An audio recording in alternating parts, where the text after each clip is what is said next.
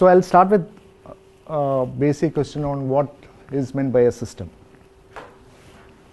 So what is a system? It's a word which we have been talking about. I mean, it's all about oil systems research. But what do we mean by a system? It's not a very complex thing. It's something which we all understand. But what is it? A combination of individuals, institutions, and Okay. Their interactions and interplay. Okay. Yeah, that's.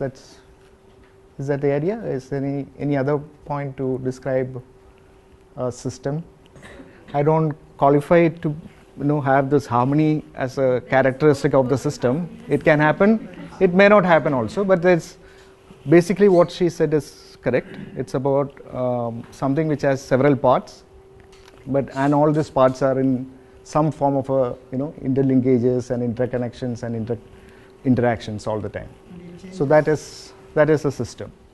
So then what is simple system? Simple system probably have very limited number of parts, and parts will have, because they are the very few in number, the scope of their interactions and connections are also very limited in nature. Then there is something called complicated system. Complicated systems have much more parts, number of parts than the simple systems, but they also have some kind of a sophisticated relationship with each other. But what can be managed, provided that you have that sophisticated skills and knowledge with you to actually intervene in that particular complicated system and make it correct. So that could be about complicated system. Now then, what is dynamic complexity? Changing character of the system.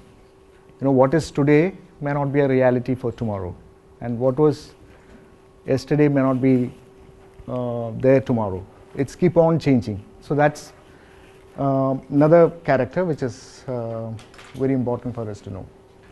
And I have 3 pictures here, out of which one you identify as the first one is actually a steam engine. Second one, which is on my left, is a food chain, and the third one is human brain. So you have some inputs which going into the system in terms of heat, and then there are some materials which are there already which will function, and it will go through a particular cycle of function, and everything can be repeated again and again. And a engine will work here, and if you take it to some other place, it will work again. The same principle will work if you make another replica of this, right? And the next one is the food chain, which can be in the mix, in somewhere in between complicated and complex systems. But if you look at it from one angle, then you can say that it's a complicated system, because there is some level of predictions and understanding that what forms the food of the other species, and therefore one can probably manage that kind of a system. But look at the human brain. Highly complex, it's difficult even to understand how it functions. So that is something, just a pictorial representation of various systems. Now I have another very interesting examples of 3 different systems: simple, complicated, and complex systems. One, the simple system is following a recipe. Sending a rocket is a complicated system. Raising a child, and I don't know how many of you are here who are also parents in addition to being researchers. So, and then look at how each of these things will work. Simple system, like a recipe, you can almost always replicate that, no matter who's handling it. If you have very clear recipe, I know some people may differ with that too, but that is the level of complexity. But if it is about sending a rocket, you may learn a lot of lessons from your first time when you attempt that, But second time, if you incorporate that learning, you can almost be sure about your success. But raising a child is completely different ball of game. I mean, its formulas are not going to work here, and our uncertainty in the outcome is always there. So that's a kind of a difference which we are talking about. What is autopoiesis, which has also been talked about yesterday? It's about the self-organizing nature of the systems. In spite of all this complexity and predictability, there is some kind of a features within the system which can be studied or which can be observed, which is some sort of a autopoietic nature, that self-organizing nature of the system. Some talked about homeostasis, which is about the strength of the system, to shocks. It's more in relation to how the systems can change or how systems are resistant to change. Those kind of a nature people have studied. There are people who talk about systems which are rigid, systems which are permeable to other things. Okay, now what do you think about health systems? Are they complex or complicated, or are they simple? Complex. But are there parts in health system which is also simple and complicated? I think on paper it is somewhere between simple and complicated, but in reality, in implementation, it is complex. Okay.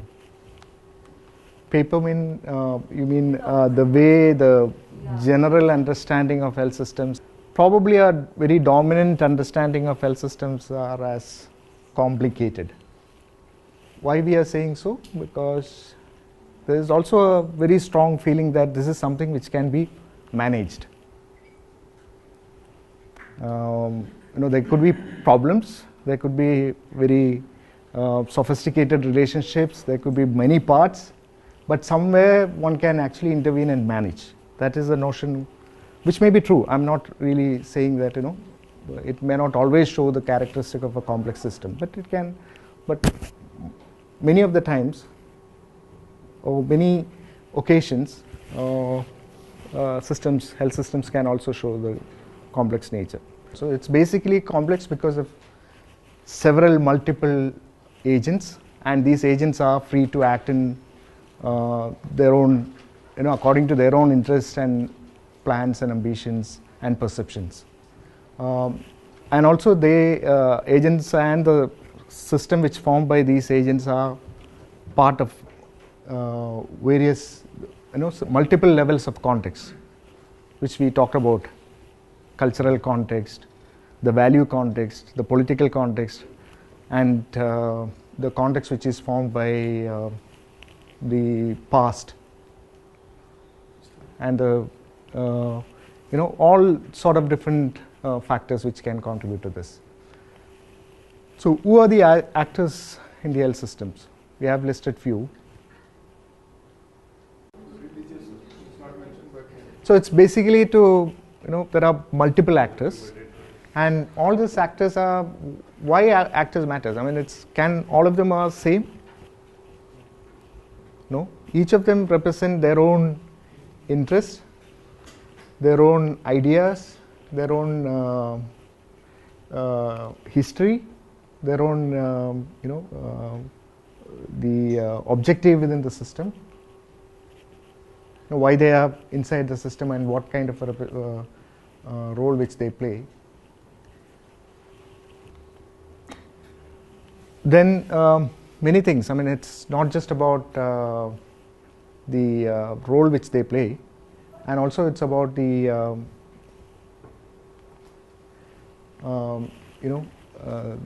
the mindset, various things which we talked about, assumptions, beliefs. How about how the power with different roles? Will that also change? Power actually plays through multiple channels in a health system. It could be through actors, but it can be, the power is also there with the institutions. So, for example, the power carried by IMA, unions. So then, there are power which comes because of your power to actually control resources. That is one thing. And then which varies from different people to people and different actors to actor. Then power because of your political influences, media groups, power which comes as part of your involvement in various service delivery aspects, as the power which you carry as a nurse or as an A&M or as ASHA worker, and it varies from one context to the other context. ASHA workers, the power ASHA probably enjoys in a community may not be the same when she started interacting with the A&M.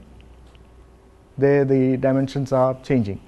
So it actually talks about this multiple agents and multiple contexts and multiple factors such as power, all these notions of mindsets, assumptions, beliefs, everything which comes into play, which creates a complexity. This is another representation of it. How about the culture of hierarchy in the system? That also varies from one state to the other. Even look at Indian states. It's I've seen Tamil Nadu where the hierarchy is well accepted, probably, or well accepted is a wrong word to use, but relatively much better accepted within the system. I may be wrong. This is based on some limited interactions in the Tamil Nadu health systems. How the system is organized in the system, and how people in the lower cadre accept the higher cadre, and how information flows, which is structured in a particular manner, which I'm just making a comparison between my experience with Tamil Nadu health systems and health service system, the government health systems, and the Kerala health system, for example, where hierarchy tend to be questioned much more in Kerala compared to what is there in Tamil Nadu. So all I'm saying is, that could be part of a culture of a system, culture in which a system is laying. So in a particular system where hierarchy is much more accepted as a context, then you would behave in a particular manner. And where the way system functions would be completely different from another system where hierarchy is not, when you talk about the context, hierarchy as a context, which is completely different. How about values as a context? Look at what is the value of health in the Indian, or welfare, for example, the larger welfare in the Indian constitutional arena. Is it something which is seen as a right? No, because our constitution doesn't say it as a right. But if you look at the way British organized the Indian medical care system, they organized it into various categories. I mean, there is different doctors for different categories of people. The Europeans received a different kind of care from different kinds of cadre, and those doctors were completely different from the doctors who were Indians and who were supposed to take care of British people, and there were Indian doctors who were supposed to take care of Indian civilians. I mean, in fact, entire system came into existence because of the military requirement. So medical care system within the army, which later converted into our health systems. So that history is, even today, it's an important factor, because the way we are hierarchically organized, or the difference in power between one cadre to the other cadre, is actually probably a very strong connection to those histories. So it's multiple ways in which all this can form the context in which health systems operate. Now I have an example of diabetes prevention. If you think in terms of as public health interventions, we have several randomized controlled trials which are actually done in community settings, which prove that dietary modifications and your physical activity levels, if you can improve, then you can probably tackle diabetes problem. You can even prevent it. But when you take it to a fairly higher levels of system, a state level, if you want to bring down the incidence of diabetes, then how would you, what could be the, solutions are very clear from a randomized control trial information. You just need to modify the behavior. So one can think in terms of educational campaign or some level of counseling for people, or to great number of interventions that can focus the households.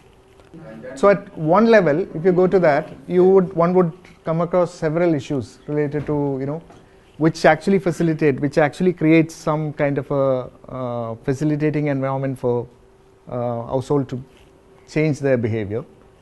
But then this is not enough. There could be multiple influences which are coming from a higher level, which includes many things which we are talked about: global influences of the market. There's a political feasibility. Why would government invest in something like this? Because perhaps government and their political understanding would make them to invest something more in communicable diseases, which is much more probably politically feasible kind of interventions. So how about something like market, which we talked about, mass media, penetration of mass media. The larger the mass media, then there is also the possibilities there to get influenced. And how would that mass media get influenced? Another hundreds of factors at that level.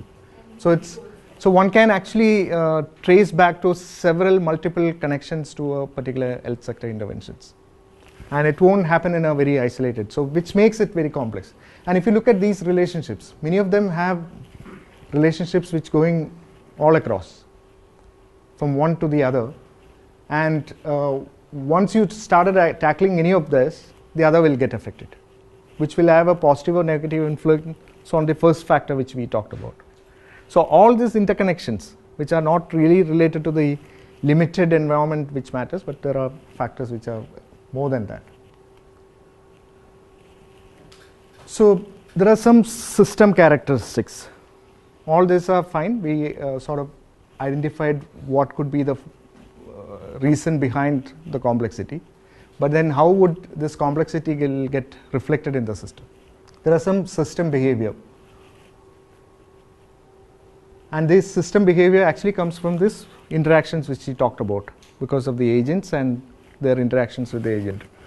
They are constantly changing, which we also talked about in the beginning. Health system, what is today, is completely different from what it was yesterday. Doctor-patient interactions are changing, which has probably seen a very rapid changes over the last 10 years. Now let's move to the next point, which is about systems are also tightly coupled. What do you mean by that? We actually talked about it. So, no system is actually a single entity. They are embedded in multiple systems. Think of a PHC, rural PHC. It's part of a larger state level health systems, can also be part of a larger country level health system, which could be different identity. And because now PHCs are the rural health facilities in some states at least have changed to a Panchayat Raj institutions, they may also be part of a Panchayat Raj institution related system. The individuals within a PHC are part of different other systems. I mean, doctors are part of another community system, nurses are part of another system. So there are multiple systems, and change in one system can affect changes the other systems, how they perform in other systems. So that talks about this tightly coupled. When you are part of different systems, you deliberately or unintentionally you make changes in one system, then it will have ripple effects in some other systems. They are also self-organizing.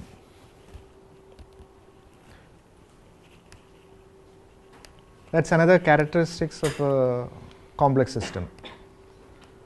We as researchers have found hundreds of problems within the system, but still it's moving. I mean, it's still existing. I mean, it's not getting collapsed. It may get collapsed at some point, but it's it has certain kind of a property. I mean, some kind of a nature which allows it to be keep on moving. You make changes in one aspect of the system, then suddenly there could be a issue around that. There could be ripple effects which can be seen in various other connected systems, but over a period of time it gets settled. It may get settled for good or bad, which we don't know, but then it has certain properties of getting uh, self survives. Yeah, so that survival instinct is very much there in the systems. One could also see time delays in a complex system. Initially, if you look at it, the malaria control program, people say that it almost reached to a very successful stage because they apparently used a lot of DDT to address that problem, to the mosquito problem. But then program collapsed on one side, but the effect of increased use of DDT is probably getting reflected in the larger environment after a long period of time. So you won't see things which are probably immediately, or you would see at long period of time. So one need to be careful about that. What observations we as researchers are making about a system. What we are seeing today may not be correct. So that time gap, that time delays are another major properties of the system.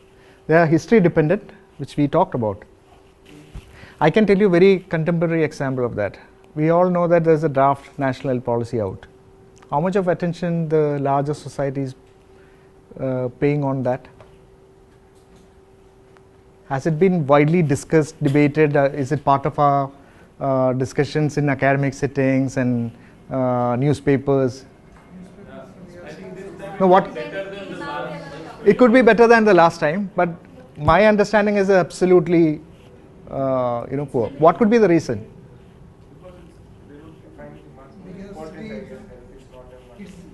To me, there is a history there. We had this. Which health policy would be this? Third. It's going to be the third. What is our history? What is our experience with the last two health policies? 1983 was never implemented, in fact, then 2002. Never implemented, or was probably didn't form the basis in which the many things happened in the system afterwards, isn't it? So probably that history of not having a very strong experience with our previous health policies is making us not to be very serious about that. This will come up as another statement, and we may move on with our own agendas.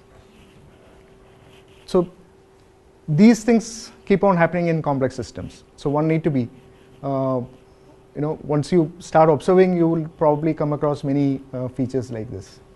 They are non-linear. In a typical common reductionist sense, one would argue that if you put in certain effort, you would expect certain things to happen. And if that is true, then you put in more effort, you double the effort, you would also expect a double effect of that. Will it happen all the time with health systems? I can tell you another great example because again from Kerala, the country-made alcohol in Kerala was banned at a particular point in time with a very clear objective of bringing down the alcoholism within the community. But then what we see today, 10 years from that, is a highly alcoholic society. And now at that point in time, nobody actually talked about a phenomena like this happening. Now there are explanations, and one of the explanation is that when you change from country-made alcoholic drinks to a what is the other name? The Indian-made and foreign liquor. There is also a notion of status attached to it. So the alcoholism has become a status symbol. So it becomes part of societal aspirations. I think it's important to make a distinction between systemic intentions and individual intentions. Okay, that's true. Because when we are saying unintended consequences, these are unintended consequences at the system level, which may or may not be the same as individuals' intentions. That's right, yeah. See, one example I can think about is the acute flaccid paralysis after polio. We started with the polio campaign in 1995 with a very justifiable notion of getting rid of paralysis, the children affected by this, and the death related to polio. But then we are now in a situation where the polio is probably 0 cases, but the AFP cases are huge in number in some parts of the country, which is perhaps not explained. Whether it's related to the program, still not sure. But it's something which is unintended. So, but then the question is it so, if it is everything so unintended consequences and counterintuitive and difficult to understand, then what's the point in, what is the role of us as researchers? Are we going to add anything new to this? So I don't think people who consider complex systems also considering it as such a hopeless situations, because there could be patterns. While you may not be in a position to completely understand everything in a complex system, you may be able to look for certain patterns or certain useful conclusions based on how systems behave. And then there could be also, understanding complexity is very important, because then you try to keep that in mind when you intervene in a system, or when you start working on a system or looking at a system as researchers. So that is very important. And then there are certain phenomena which are associated with complex system. Something called path dependence. It says that similar interventions may have different carried out in two different contexts, or probably in same context may have two different outcomes, because the process which is involved in that carrying out that intervention may also take a different path. Do you have another explanation for this? It's a path dependency is about that. Yeah. So it talks about the importance of looking at the processes which are involved, not just an input and the outcome, but also what mechanisms actually facilitate changes in the system. Some people are also talking about scale-free networks. We talked about interactions, and there are multiple interactions, multiple agents, and they all interacting in various surroundings. But these interactions are perhaps not very random. There is also some logic within the interactions, and some people who have used the scale-free network approach have identified that there are certain nodal points which are important in such interactions. For example, the study which look at sexual partners and the way how the sexually transmitted infections are moving from or spreading within the society. They have identified there are certain focal points which are very important, and therefore one would probably get some possibility of looking at them much more clearly than the other points. So that's an important factor. It's not very random, but there's some sort of a pattern, and there are focal points within the system. There are also phase transitions. It actually talks about radical changes. All can be considered as part of the program. So what is the system change? I also see a change, because people are saying that now after NRHM, after some changes which you made to the L systems, now people are now coming to the L systems in a large number. The number of people who are accessing systems have increased, at least in states like UP, Bihar and all. They also show emergent behavior. You may see certain things suddenly come into order, and systems started moving from complete anarchy or partial anarchy state. It may create some sort of an order, sudden spontaneous creation of order in the system. Every action will have some impact on the overall system. I mean, I would rather put it like that with an example. Immunization, for example. In every society, when immunization is first introduced, people objected to it. For what reason? Side effects, a foreign body getting into your body, pain, because it's also associated with injection. Why would someone receive immunizations?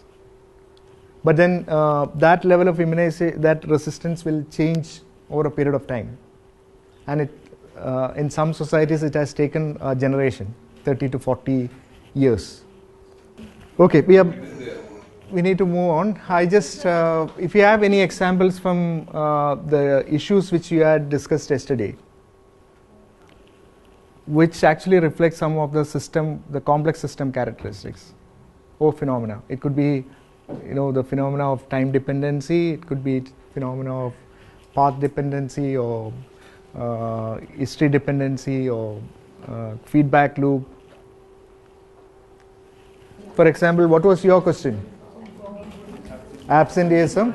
So anything which can, it can be even a hypothesis. You intervene in this particular manner, you would perhaps come across with this particular phenomena. So let's stop it here, but you can probably think about it, or think about various phenomena which can happen in a complex system, and then at some point, if we have time, we can discuss it further. Okay, thank you.